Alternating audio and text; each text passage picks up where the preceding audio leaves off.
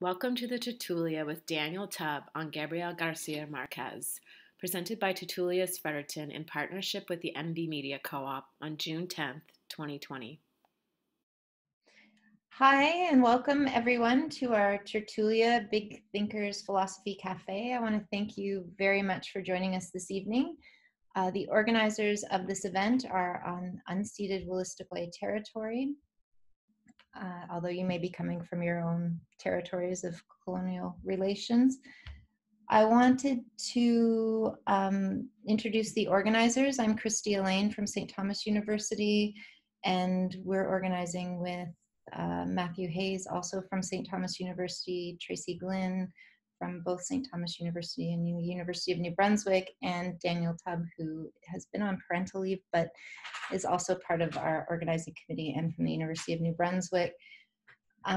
Thank you very much for joining us, and I'll let Matthew go ahead and introduce our speaker this evening. I'm Matthew Hayes. I'm a sociologist at St. Thomas University, and it's my pleasure tonight to introduce tonight's speaker, Daniel Tubb, who's going to be speaking a little bit about Gabriel García Márquez. Daniel is in the anthropology department at UNB, and he's published extensively on Colombia, particularly on the history of extractivism there and the ongoing struggles around extractivism and mining. He is also, at some point during his talk, going to give us a little bit of surprise about his scholarly productivity that I'm not allowed to tell you about, so I won't. And without further ado, I'll just turn it over to Daniel. Looking forward to this, Daniel. Thank you, Matthew. I'm going to wait for Tracy to get the slide up. Thank you for those nice words, and Christy for welcoming us. So I'm going to begin. Rodrigo Garcia, the filmmaker and the son of Colombia's most famous novelist, penned an opinion letter to his father in the pages of the New York Times just over a month ago. Tracy, next slide. Gabo, Garcia wrote using the nickname that he and every Colombian uses for Gabriel García Márquez. Not a day goes by that I don't come across a reference to your novel, Love in the Time of Cholera, or to a riff on its title, or to the insomnia pandemic in 100 Years of Solitude. It's impossible not to speculate about what you would have made of all of this. You were always fascinated with epidemics, real or of the literary imagination, as well as with things and people that return. A brief search of the web shows the truth in Garcia's observation. There is a veritable burgeoning cottage industry of titular homage. Love, you can hear my children in the background. I hope they're not too much of a distraction. Love in the time of COVID-19, how the pandemic has changed dating, blares a headline from Saskatchewan CBC. There is law in the time of, food in the time of, art in the time of, and my favorite, fair allocation of scarce medical resources in the time of COVID-19. I wonder if the authors were unaware of the ubiquity of their reference. Next slide, Tracy. Certainly, we were unaware of its ubiquity when we titled our spring lecture series Tertulia in the time of COVID-19. It was just a few months ago, when the self-isolation lockdown was a few weeks old, that we, Tracy, Christy, Matthew, and I were planning the spring Tertulia schedule. Tracy emailed, and I'm quoting, "It would be amazing to have someone do Gabriel García Márquez to kick off Tertulias in a time of Corona." "I like the title a lot," I sent back. "Theoretically, I could do Gabo, but I'm rather swamped these days with parental leave, and I'm not sure I have time." "Daniel on GGM would be great," Matthew wrote, "but does Daniel know much about GGM and magical realism?" Do I? Me? Not really.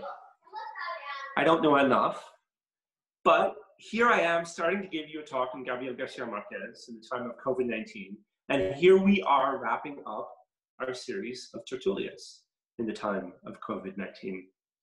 I'm an anthropologist, and feeling like you don't know enough about a complex subject is an occupational hazard. So here goes. Despite being swamped because I just moved to Gagetown 2 days ago from a small town in Colombia where my family had hoped to spend much of the rest of the summer on parental leave until we saw the future of a pandemic foretold on March 13th and booked the last flight home before the government recommended that everyone come home, and the flights filled up in a few minutes. Despite all of this, here I am giving a talk on Gabo in the time of COVID-19. Over the next 40, 50 minutes or so, my goal is to juxtapose the work of the most famous Colombian and perhaps most famous Latin American novelist, Gabriel García Márquez, with the unfolding COVID-19 coronavirus pandemic. As with Pelé for football and Fidel for the Cuban Revolution, Gabo is referred to by just one name. Can you change the slide, Tracy? There's a dish in Colombia. It's called a picada. It's a tasting plate of plantain and potatoes and sausage and chicken and pork and steak, along pieces of thick, juicy pork crackling called chicharrón. Chicharrón is Colombian bacon, but better and an inch thick. My goal today is a tasting plate, a picada, of Gabo's work. I was going to title it Picada de Gabo, a silly play on the salsa, pico de gallo, but my wife, Hannah Mercedes, who often keeps me from doing or saying stupid things, said that sounded terrible. The image being one of small slices of cut up author. All of this to say that what I hope to do is to give you a little taste of some of Gabo's literature and the encouragement to go off and read some of the rest. Although I want to share with you some of Gabo's work, I will make no attempt at an assessment of something unknowable. I make no attempt either to speculate about what Gabo would have made of a novel coronavirus which began in Wuhan, China in late 2019 and spread worldwide in the first half of 2020, so much so that as of this morning, there have been over 7.2 million confirmed infections and almost 500,000 dead, with many more of both uncounted, even as we still find ourselves in either uneasy lockdown or in what sometimes feels like a foolhardy process of opening up to save an economy left in such tatters that there are 38 million Americans who lost their job, more unemployed than there are Canadians. Even as the best experts fear a second wave of COVID-19 is on the horizon and the vaccine is at least a year away. Or to speculate about what Gabo would have made of the protesters who have spent 2 weeks challenging centuries of anti-Black racism and white supremacy, showing that Black lives matter in the face of police violence, in front of the police decked out in military gear and resisting the White House threatening military repression, all while challenging the brutal murder and assassination by asphyxiation of George Floyd, whose last words were, "I can't breathe." Tracy? I do not know what Gabo would have made of any of this because the great Colombian novelist died in 2014. But I do hope he would have appreciated that long, carefully constructed sentence before the last. Tracy, can you go to the next slide? I think I'm behind. Yeah, thank you. After all, the medium of the long sentence is something that Gabo once took to incredible heights in his novel, The Autumn of the Patriarch, which came out in 1975. Next slide. Next slide. In form, the novel is 6 chapters, each 1 paragraph long, with the 6 consisting of just one serpentine sentence of 18,591 words, divided by 1,166 commas. Mine had 12 commas. I was merely a few hundred words. I thought I'd read a bit of that final sentence in The Autumn of the Patriarch to give you a feel for his words. Tracy? There he was then, as if it had been he, even though it might not be, lying on the banquet table in the ballroom with the feminine splendor of a dead pope amidst the flowers in which he would not have recognized himself in the display ceremony of his first death. More fearsome dead than alive, the velvet glove stuffed with cotton on a chest, armored with false medals of imaginary victories and chocolate wars invented by his persistent adulators. The thunderous full-dress uniform and the patent leather boots and the single gold spur that we found in the building and the 10 sad pips of General of the Universe, to which he was promoted at the final moment to give him a rank higher than that of death. It continues for another 30 pages or so. I won't.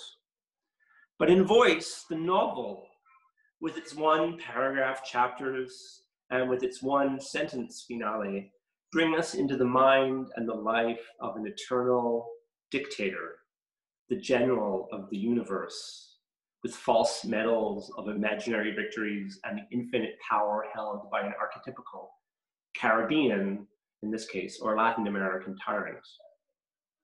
Gabo is known for memorable opening sentences, and so his first sentence is over. Tracy, next slide. Don't got ahead of myself. Over the weekend, the vultures got into the presidential palace by pecking through the screens of the balcony windows, and the flapping of their wings stirred up the stagnant time inside. And at dawn on Monday, the city awoke out of its lethargy of centuries with the warm, soft breeze of a great man dead and rotting grandeur. The subject is a dead great man.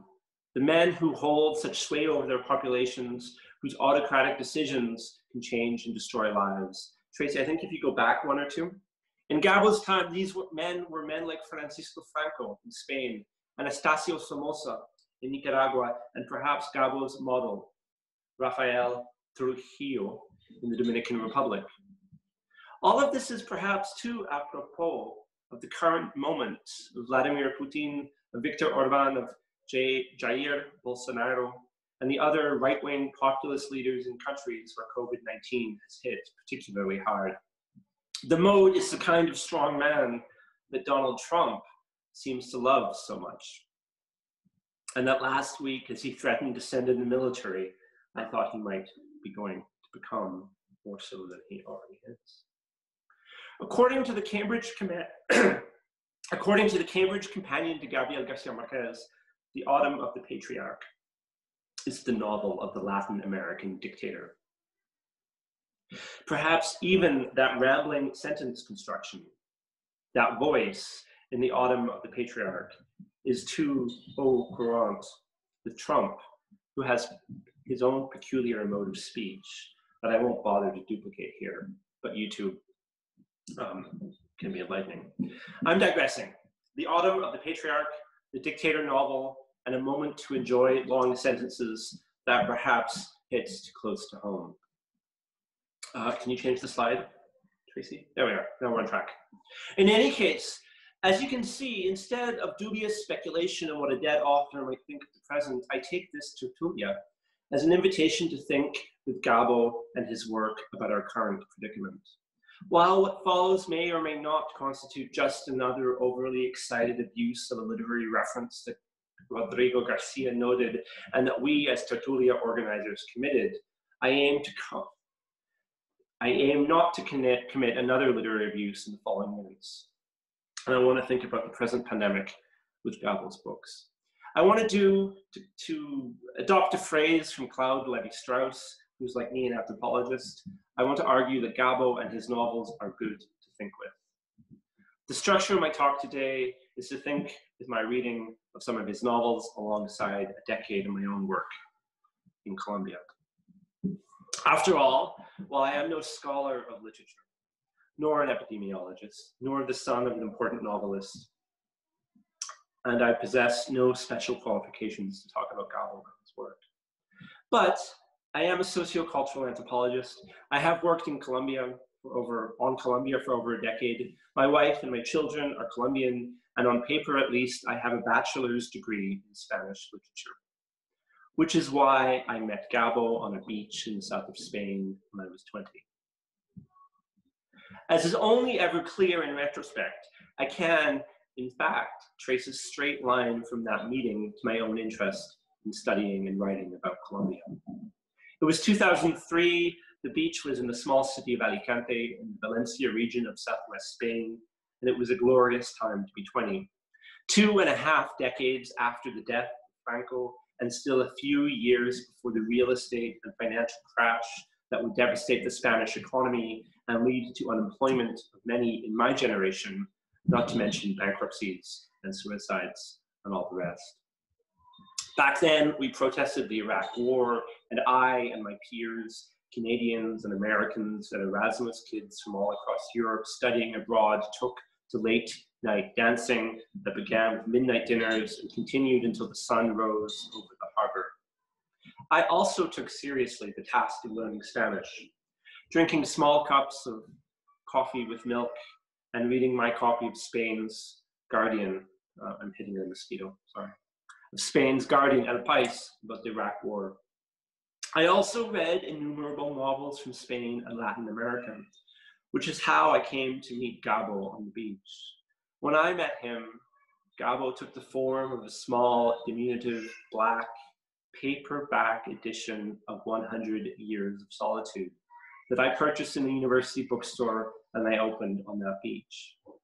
Despite my wind-up, his novels, alas, are the closest I ever got to meeting Gabo. That, and many years later, as I write this, I remember a distant afternoon when my wife, Mercedes, pointed out the house that Gabo once lived in the walled city of Cartagena, sometimes called the Pearl of the Caribbean. If I met Gabo in the form of a paperback edition of 100 Years of Solitude on the beach, the world met him with the same novel 3 decades earlier.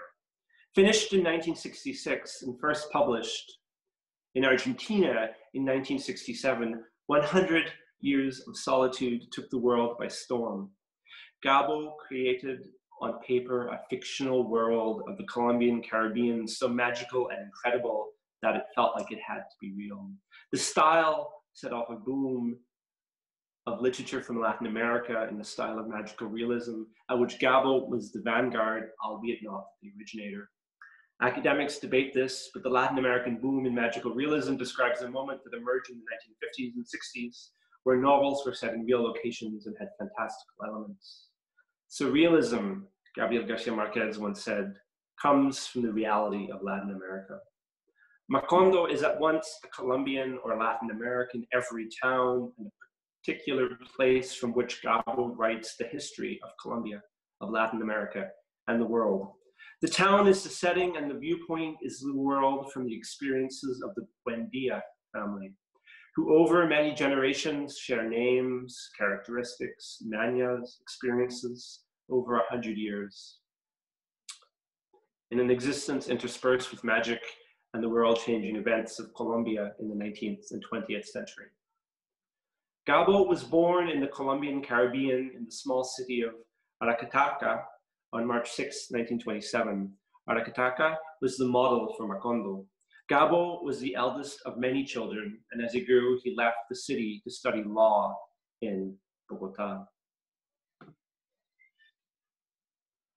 Gabo was no fan of Bogota or the Andes, perhaps because he spent his formative years at high school, in a boarding school, a residential school in Zipaquira, high in the Andes near Bogota. The first pages of The General in his Labyrinth makes reference to Bogota and the mountains. Tracy, next slide.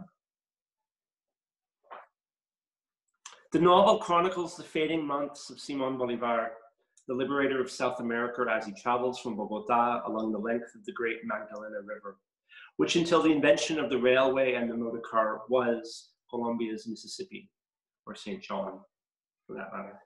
It was the main transport route of the country. Bolívar traveled the river from Bogota to his death in the Caribbean city of Santa Marta in 1830 of the scourge tuberculosis. A few lines down that first page, Gabo wrote about a conversation between the General Bolivar and an aide, Jose Palacios. Can you go to the next slide, Tracy?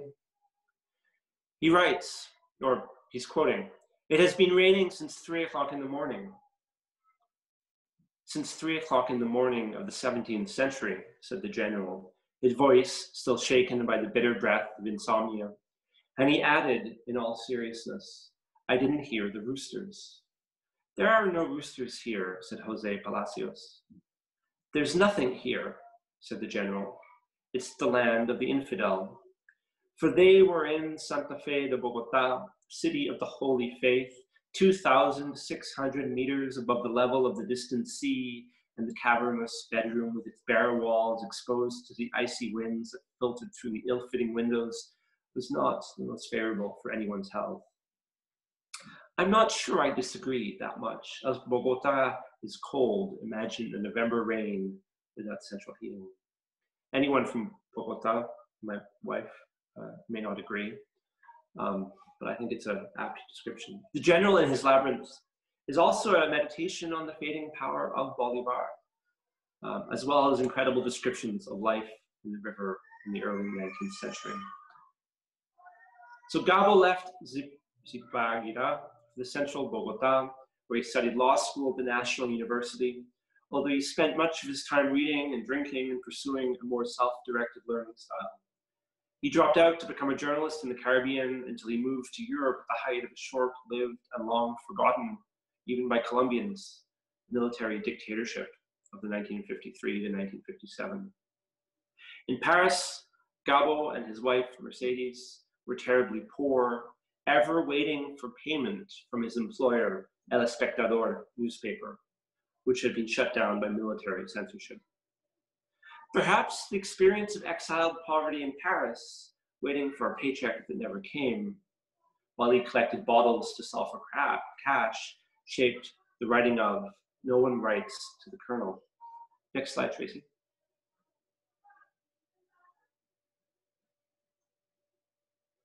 This is a short story of a destitute retired colonel and a veteran of the Civil War of 1,000 Days that racked Colombia at the beginning of the 20th century. A war which itself can be traced to the innumerable wars in the 19th century between liberals and conservatives. The retired colonel lives in a small town full of poverty, where he experiences a period of mid-20th century violence, which saw 200,000 dead and was sparked by the assassination of a Colombian politician of the poor and the downtrodden, Jorge Eliezer Gaitan, which led to the dictatorship that had Gabo in Paris in such poverty. The colonel waits for a pension promised some 15 years before. Gabo waited for a paycheck from a censored newspaper.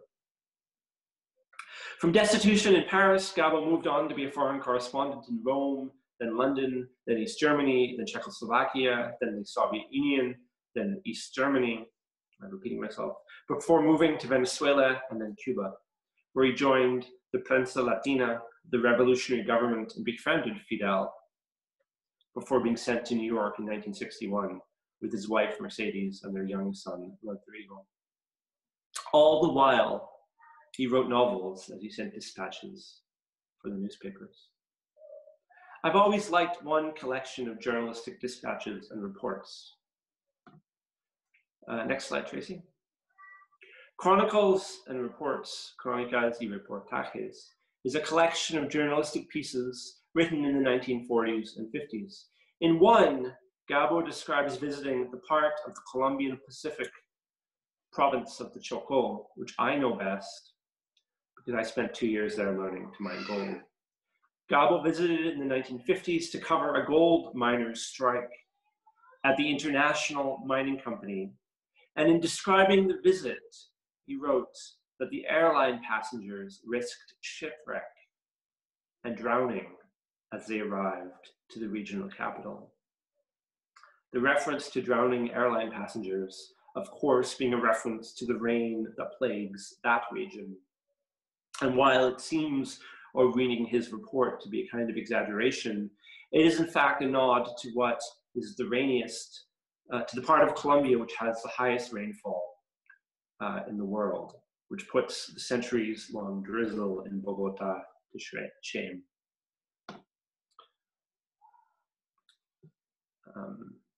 Back to that Spanish beach town. From that Spanish beach encounter with Gabo, I took a fourth-year Spanish literature course at Trent in Peterborough, where we read 100 Years of Solitude, as well as other novels, including La Virgen de los Sicarios by Fernando Vallejo. The Virgin of the Assassins, in English, was about the early 1990s and a plague of terror in Medellin, which is immortalized most recently in Netflix with the series Narcos. It was a time when my wife grew up in Bogota, and it was a time of fear. One was always worried. She was always worried that her father wouldn't come home, as he worked as a taxi driver at the same time that Pablo Escobar was placing bombs throughout Colombia. That year, in 2004, I swore never to go to Colombia. But I spent a year in Ecuador in 2005, and at the time, there was a migrant crisis of Colombians escaping the war. By 2008, I was doing fieldwork for my master's on urban public policy in Medellin, trying to understand why the city I had read about had changed so much. In the end, I realized it had not, but that and how I got there was really another story. Just suffice to say that since 2008, I have visited Colombia off and on most years. I did my PhD in a gold mining town in the Colombian Pacific between 2010 and 2012. And I remember moving there to do fieldwork on gold mining, much the same way Gabo went to write about a gold miner's strike. In those first few weeks in the field, I read stories in the newspaper about it raining blood.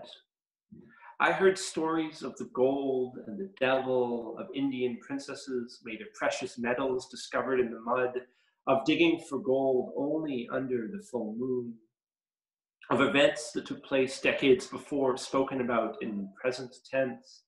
And I met an elderly man who had written a history of his village, his memorias, but would actually told the history of the world. And he began with Christopher Columbus and went on from there. Gabo used to say he didn't make things up, and that in 100 Years of Solitude, he just wrote down the stories he heard as a child growing up in a small town on the edge of the swamp at the mouth of the Magdalena River in the 1930s. Being in the Chocó, I could see some of how this might be true. With 100 Years of Solitude, Gabo launched himself into the forefront of a generation as one of Latin America's and the world's leading intellectuals of the 20th century, and he won the Nobel Prize in 1982. He died in April 17th, 2014, a few months before I finished my dissertation on gold mining in the rainforests of, gold mining in the rainiest municipality of Colombia, which will come out in book form on July 5th, which Tracy will turn the slide to, and which is the surprise Matthew foreshadowed. Anyway, enough about me. I want to conclude with a discussion of those two most famous novels which are constantly referenced. Let's start with 100 Years of Solitude. The most famous novel burst into the English-speaking world in 1970 and sold 50 million copies in 37 languages. Gabo wrote the novel in Mexico City in a fit of creative energy in which he didn't get up for 18 months as he listened to Cloud, Debussy, Bartok, and A Hard Day's Night on records on heavy rotation. He wrote and typed and marked up pages and sent them to typists while his wife, Mercedes, maintained the family, bought scotch for the end of the workday, paid the bills, sold household items for cash, and after Gabo had smoked 30,000 cigarettes and run through 120,000 pesos, she asked him, and what if after all of this, it's a bad novel? At least this is the story according to a profile in the Vanity Fair. 100 Years of Solitude is a novel of that fictional Caribbean town of Macondo on the Magdalena River. The book sweeps you along, following the town of Macondo from its founding to the present. and the history of the Buendia family, whose names and genealogy and repeated names are so confusing that the first pages of the novel is a family tree.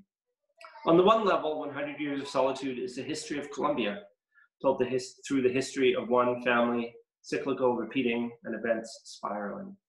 It has been called the Don Quixote of the Global South.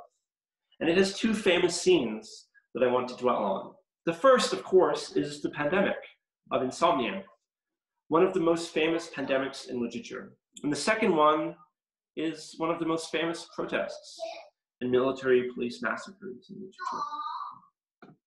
On the pandemic descends on Macondo in the early days, and at first, like our own, nobody takes it seriously. Here I'm quoting, and I don't think I have the quote on the screen. I ran out of time. If we don't ever sleep again, so much the better. Jose Arcadio Buendia, he's the patriarch of the family, said in good humor. That way we can get more out of life. Remember, the pandemic is a pandemic of insomnia. But the Indian woman explained that the most fearsome part of the sickness of insomnia was not the impossibility of sleeping, for the body did not feel any fatigue at all, but its inexorable evolution toward a more critical manifestation, a loss of memory.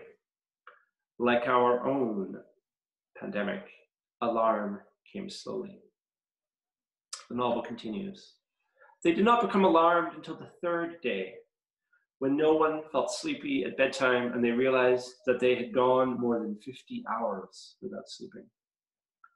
So here I'm summarizing. Ursula, the matriarch of the family, prepares herbal concoctions to combat the illness as the family spent its days dreaming, saw their own and the dreams of others come to life, and dreamed of the past memories. The family, I just got a message which shouldn't be there, but anyway. The family, which sold candy, pink and yellow fish around town, spread the pandemic to the rest of the residents in Macondo. So much so that soon the whole town was awake, insomniac, and suffering memory loss. It was, and here I'm quoting again, Colonel Aureliano Buendia who conceived the formula that was to protect them against loss of memory for several months. He discovered it by chance. An expert insomniac, having been one of the first, he had learned the art of silverwork to perfection. One day he was looking for the small anvil that he used for laminating metals, and he could not remember its name. His father told him, steak. Aureliano wrote the name on a piece of paper that he pasted to the base of the small anvil, steak. In that way, he was sure of not forgetting it in the future. It did not occur to him that this was the first manifestation of a loss of memory because the object had a difficult to remember name. But a few days after, he discovered that he had trouble remembering almost every object in the laboratory. Then he marked them with their respective names so that all he had to do was read the inscription in order to identify them. When he told his father about his alarm and having forgotten even the most impressive happenings of his childhood, Aureliano explained his method to him, and Jose Arcadio Buendia put it into practice all through the house and later on imposed it on the whole village. With an inked brush, he marked everything with its name: table, chair, clock, door, wall, bed, pan. He went to the corral and marked the animals and plants: cow, goat, pig, hen, cassava, caladium, banana. Little by little, studying the infinite possibilities of a loss of memory, he realized the day might come when things would be recognized by their inscriptions, but no one would remember their use. Then he was more explicit. The sign that he hung on the neck of the cow was an exemplary proof of the way in which the inhabitants of Macondo were prepared to fight against loss of memory. This is the cow. She must be milked every morning so that she will produce milk. And the milk must be boiled in order to be mixed with coffee to make coffee with milk. Thus, they went on living in a reality that was slipping away, momentarily captured by words, but which would escape irredeemably when they forgot the value of the written letters. I take this as a reflection on memory and pandemic. Rodrigo Garcia wrote to his father in that letter, here I'm quoting, "You weren't born yet when the Spanish flu pandemic scourged the planet, but you grew up in a house where storytelling reigned and where the plague, like ghosts and regrets, must have made for good literary material." Rodrigo wrote that his father spoke of Daniel Defoe's A Journal of the Plague Year as one of his greatest influences. Perhaps Gabo had childhood memories of growing up in a house in Aracataca. I have trouble with that word. When the memories of the Spanish flu were fresh. After it passed, the Spanish flu was forgotten, so much so that Alfred Crosby could call it the forgotten flu when he wrote his history in the 1970s. Indeed, our own pandemic has brought a loss of memory. In part, this is because COVID-19 is a pandemic of the elderly, of the racialized, and of the poor, all too often forgotten in their care homes, inner cities, and in the developing world. But maybe words are a way to remember. The New York Times ran a cover story a few weeks ago when the United States hit 100,000 dead, and it was simple but powerful, a list of short notes and names with a few words about each victim, the lives they lived, the date of their birth. Tracy, can you change the slide? I'm wondering if I don't have it there. Can you go to the next one? Yeah, again, no, I don't have a slide. I have a lovely, you can go back. I meant to put in the slide of the Times cover. I'm sure you've all seen it. What about the others? The other hundreds of thousands who have passed away around the world, who will remain forever nameless. Memory is something I've been thinking a lot about as I think about Gabo's pandemic and what it can teach us. With the pandemic, it is our rituals of memory that are erased. Funerals are banned, people get buried in mass graves. The pandemic disrupts the rituals of remembering, of marking deaths, of funerals. Mass death, because it's taking place as we speak in Brazil and other places, also masks the way structural inequalities shape the experience of those worst impacted by the pandemic. Then there are the other, all too long forgotten pandemics of the global south. Malaria, HIV/AIDS, cholera, the list goes on. Public health scourges that have most impacted the poorest in a global health crisis, so quotidian as it is mostly unremarked and unremembered. Words are one way to memorialize some of these mass deaths. The other scene I want to talk about in 100 Years of Solitude is the climax, or one of the climaxes to the novel. And that's the Banana Massacre of Santa Marta, which took place in December 1928, when Gabo was a year and a half old. The strike by workers of the United Fruit Company, or the real strike and the fictional one, was against atrocious working conditions. When the strike broke out, cultivation stopped, fruit rotted, and train cars stopped moving bananas to the coast. And the police or the military came in and declared martial law with the army. Gabo describes the events of the pandemic or the Banana Massacre in very vivid detail, which I will not read because I'm conscious of time. Suffice to say, a crowd gathered at the train station with one of the children of the Buendias, and there were 3,000 workers there. Women and children spilled out into this open space around the train station, and the army set up camp with machine guns, with a row of machine guns overlooking them. Ultimately, after reading a decree, the military, the soldiers open up with the machine guns and kill all 3,000 workers. leaving one lone survivor, a child of the Buendia family, Jose Arcadio II, who comes to, as it were, stacked in a boxcar, in one of 200 boxcars that are carrying the bodies to the sea, where they will be dumped like rotten bananas. Jose Arcadio II is able to escape the train into the night, and he seeks refuge with the villager. She bandages him, and here I'm quoting, Jose Arcadio II did not speak until he had finished drinking his coffee.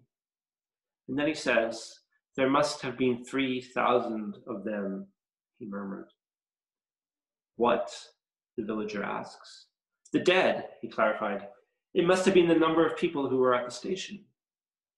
The woman measured him with a pitying look. There haven't been any dead here, she said. Indeed, in Colombia, the banana massacre was forgotten into oblivion until 100 Years of Solitude. Even today, the numbers are contested. Gabo uses a number of 3,000. Some reports say as low as 40. But the point I want to bring up here is that numbers in Colombia are often deeply contested. The statistics of the dead are deeply politicized. This is in part because Colombia has lived through decades of civil war since the 1960s, since the time Gabo left for Europe to work as a foreign correspondent, and despite the peace process today with the FARC guerrilla. Colombia has had Never Again reports. It has a Center for Historic Memory. It has journalists and people writing reports, and still people are forgotten and uncounted. Colombia has, for a long time, one of the longest wars, with 4 to 6 million people displaced, 200,000 or more dead, and tens of thousands of people disappeared. And the politics matter because throughout this whole period over the last 30 years, there have been contestations over what are the most accurate statistics. I think of all of this as I read on Sunday in the newspaper, that Brazil is going to stop publishing statistics on COVID-19 deaths and infections. Numbers matter. I keep dancing because of mosquitoes. I should go close the window, but I'll get to it. What Gabo does so brilliantly in both of these scenes is capture something about memory and numbers and the horrors of state repression. His book is an alternative history of Colombia, written by someone who wasn't even born yet. Makes me wonder what the history of the present will be like when it's written by my children. So the last book I want to talk about, or talk in depth about, is Love in the Time of Cholera. Gabo's other masterpiece. The one whose title we've adapted for our workshop and whose title I have riffed for my talk. Love in the Time of Cholera came out in 1985 and is set in Cartagena, that pearl of the Caribbean. Cartagena is the old colonial entrepot between the gold and the silver shipments of the Spanish crown from mines in what is today Peru, from Lima, and overland through what is today Panama, and then by boats to Cartagena, where they would wait for heading to Spain. On the European voyage back, those Spanish boats would bring oil and wine and luxuries from Europe, as well as slaves. Today, Cartagena is a dense city of beautiful colonial architecture, which was built on the back of that slaving economy. It is now also a tourist mecca whose geographies of race and racism are written into the very landscape of the city. But at the turn of this 19th century, all of that colonial power was behind the city of Cartagena, and what was left were the ruins and the falling aristocratic families with their good names and their social pretensions. It is this city that Gabo worked in as a journalist in the 1940s, and it is where what some might say is one of the most epic stories of unrequited love ever written takes place. albeit as I read it again last week, I'm struck by lots of things that wouldn't pass muster. But in any case, despite the titular cholera, the book is primarily about a lifetime of unrequited loves, which ends in something else. Like Gabriel's other novels, it has a memorable opening. It was, here I'm quoting, it was inevitable. The scent of bitter almonds always reminded him of the fate of unrequited love. The bitter almond is the smell of cyanide. The love story is a half-century long, and it concerns two protagonists, Florentino Arisa and Fermina Daza, who fall in love through letters while still teenagers in the late 19th century Cartagena, only for their love to fall apart when they meet in person. And while Florentino declares undying love, Fermina marries the most eligible bachelor in the city, Juvenal Urbino. Juvenal and Fermina live together, sometimes in love, in happiness, but often in solitude for the next 50 years, until Urbino dies a most unusual death at the age of 87, falling from a ladder, trying to catch an escaped and quite well-spoken parrot. Meanwhile, for those 50 years, Florentino has given his heart to Fermina, but his body to a series of over 600 or so affairs around the city. It is only at the end of their lives, when both are in their 70s, that they find each other again. Again, at first through letters, and slowly over time in person. And their romance culminates in a slow river boat voyage up the Magdalena River towards the port, which connects by train to Bogota. And it is on the return voyage that the boat sails with a skeleton crew, as the boat is unable to dock because of cholera. Cholera, which is a waterborne infection carried by a toxic bacteria, which causes acute diarrhea. Every year it infects 3 million people around the world and kills 95,000. Like other diseases of poverty, this one rarely makes the news, and yet it is often an ever-present menace. For those in the global north, the public health infrastructure that governments built in the early 19th and 20th century, by and large, have eradicated cholera. But in Gabriel's Cartagena, it was Juvenal Urbino, the husband of Fermina, and the scion of a well-to-do traditional family in Cartagena, who returns from European medical education to tackle an outbreak of cholera, which was described as Asian cholera. Even in Gabriel's 19th century Cartagena, plagues seem to have Asian origins. The outbreak killed Urbino's father. Urbino arrives and he constructs aqueducts and sewer systems and a covered public market. The public health at the dawn of the 20th century was the domain of the most eminent bachelor in the city. The description is chilling. I'll just read it briefly. The epidemic of cholera morbus, whose first victims were struck down in the standing water of the market, had, in 11 weeks, been responsible for the greatest death toll in our history. Until that time, the eminent dead were interred under the flagstones in the churches, in the exclusive vicinity of the archbishops and capitulars, while the less wealthy were buried in the patios of the convents. After the first 2 weeks of the cholera epidemic, the cemetery was overflowing and there was no room left in the churches, despite the fact that they had dispatched the decayed remains of many nameless civic heroes to the communal ossuary. The air in the cathedral grew thin with the vapors from the badly sealed crypts, and its doors did not open again until 3 years later. And yet, for our epic love story, cholera is almost always in the background.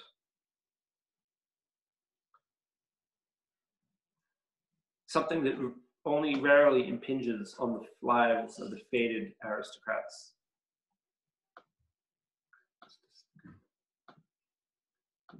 There. Cholera is also a metaphor in Gabriel's book for the bodily illness of unrequited love that racks Florentino his entire life. For the symptoms of his love and the symptoms of cholera are the same: diarrhea and vomiting. Cholera is something that happens.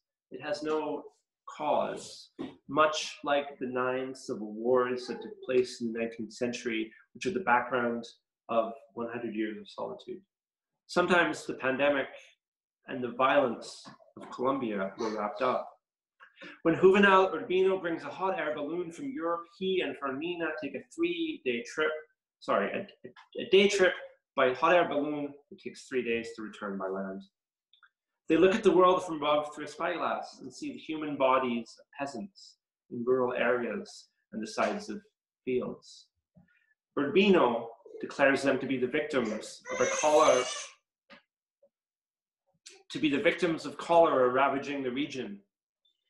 Except, you can hear my daughter somewhere back there. Urbino declares them to be the victims of a cholera ravaging the region, except they are strange victims of cholera, as each has a coup de grace, a death blow from a machete to the back of the neck. Each a victim not of cholera, as Urbino said, but of the rural violence which has shaped Colombia since the colonial period. Later, when Fermina escapes her unhappy marriage and the infidelity of Juvenal Urbino, she runs away to the small town where she spent her teenage years and passes the sweltering corpses. Also, she attributes to cholera. But this time, the spittle around their mouths, they have spittle around their mouths and no machete blows. In short, cholera only ever takes center stage in the last pages of the book. The book is 500 pages, and those were the mentions of cholera. But in the last few pages is when Florentino Ariza and Fermina Daza take their riverboat pleasure cruise on the mighty Magdalena River that we really meet cholera. For there's a pandemic along the edges of the river, and while the boat makes its way slowly upriver, the old couple make love, converse, eat, and enjoy a meticulous pleasure cruise. All the while, there's a cholera outbreak, and this boat cannot stop. It is when they reach the headwaters of the Magdalena and the end of the railway into the mountains of Bogota that the ship itself hoists the flag of quarantine. Here it's a solution to the concern of Fermina, who doesn't want friends and acquaintances she realizes want to take the return trip down the river to come on board.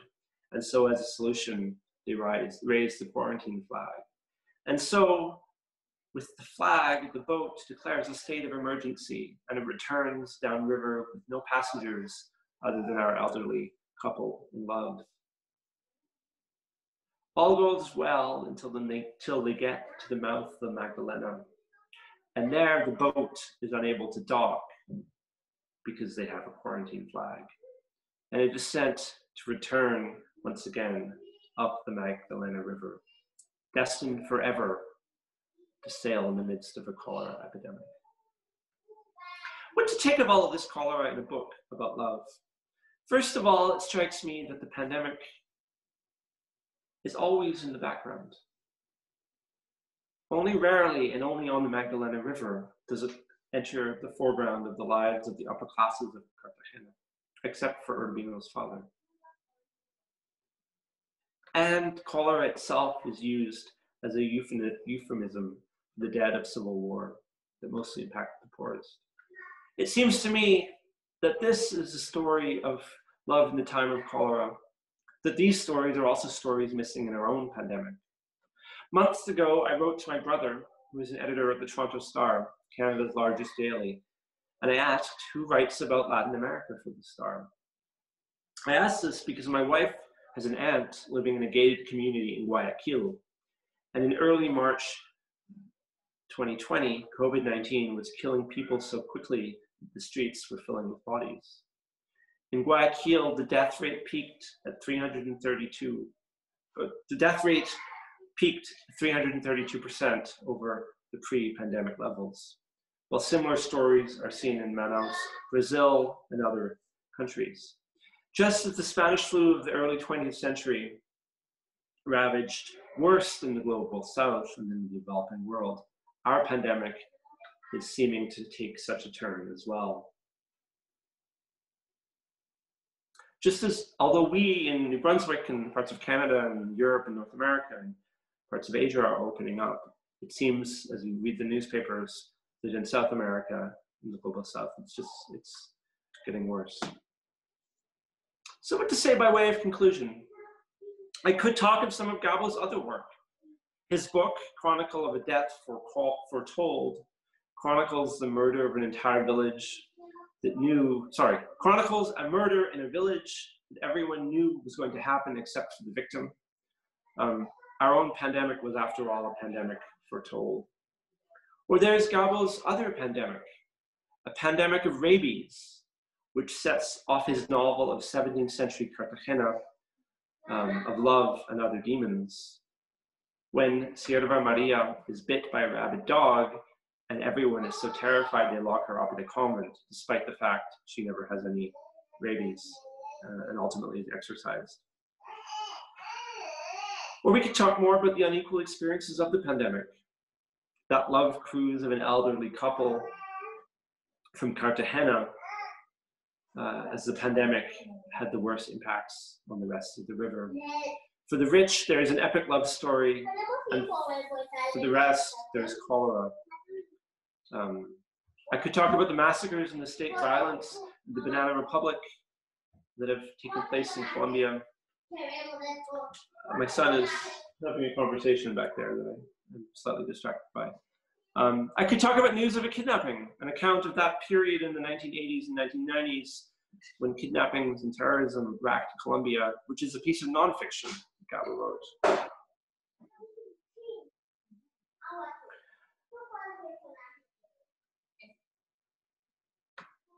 Or maybe it's merely that one of the lessons is that it's going to take some time before we understand our present, as these two novels of Gabriel's were written about times before he was born, and we won't know how these play out for decades to come. In the meantime, it's also clear that this pandemic is changing memory. Too many are dying alone, forgotten, they've had no funerals, and are being forgotten by the pandemic. And here, I think Gabriel's endeavor with 100 Years of Solitude is something to think about, as it offers an alternative history of Colombia, told from the margins of a small town embedded in these wider forces of change. And with that, at about an hour, I'm going to finish. I have slides, I don't know what they are anymore. I'd be happy to take questions. And I'll mute myself. Thanks very much, Daniel. That was great. This video was published by the nbmediacoop.org in New Brunswick, Canada.